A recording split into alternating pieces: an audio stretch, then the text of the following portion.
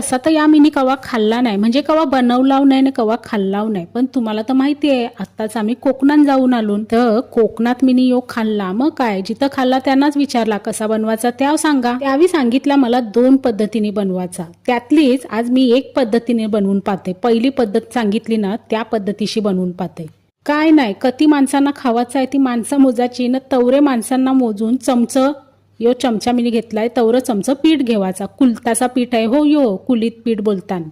आता आम्ही घरन दोघीच मायले की खाणार आहोत, मग काय 2 चमचे घेतला न, बाकीचा ठेवून ते पॅक करून मस्त पैकी. मग काय आता यान टाकायचा पाणी जुरुसा जास्त टाका, जुरुसा काय बराच जास्त टाका, कारण यो लवकर आटतं, म्हणजे लवकर घट होत जातं हो, म्हणून सांगते. पाणी जास्त टाका न, मीठ टाका, 2-3 लसूण ठेचा, लसूण टाका तेलावर लसूण मस्त पैकी करपवाचा, एकदम पण नाही करपवाचा, पण जरासा तेलात त्याचा वास सुटला पाहिजे.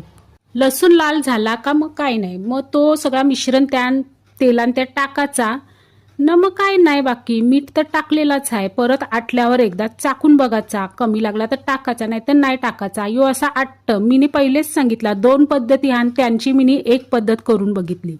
दुसऱ्या पद्धतीने कांदाव टाकू शकता, टमाटाव टाकू शकता, कोकम आगळ टाकू शकता, खोबऱ्याची चव टाकू शकता, मसाला टाकू शकता, अशी दुसरी पद्धत आहे. यो मिनी पहिले पद्धतीशी करून बघितला, दुसरी पद्धत कवा तरी करून बघीन. याच्या सोबत खरा तर खारा बांगडा भुजूनशी नाही तर मग तलूनशी मस्त लागतं, पण आज उपासाला मिनी केलता ना, मग यो वांग्याचा भरीत होता. सकाळी केलता डब्याला, तो थोडासा होता न, गणपती पुल्याशीच आणलेला लोणचा. आता मस्तपैकी खातंय.